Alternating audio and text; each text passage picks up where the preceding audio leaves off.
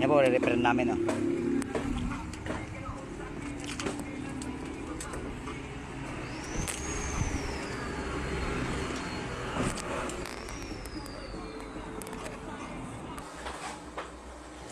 Yan po guys, kami mag-welding na po yung aking isang kasama, si kasama Joe, kabakan sa Roma.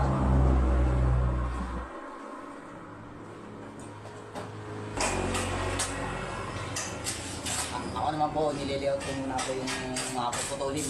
Kung gano'ng kahaba, gano'ng dami yung mga puputulin.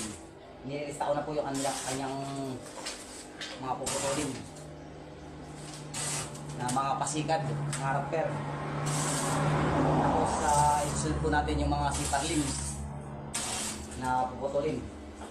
Pero yung iba kasi po nilalagyan po namin ng ganitong kabilya para medyo magkameran po ng tibay. Kahit magka-load ng mga bigat, hindi siya napipilipit. Buo pa rin siya. Kaya nilalagyan po namin ng kabilya. Ang mga pamatungan. Yan po yung pamatungan po ng mismong rapper na gagawin po natin.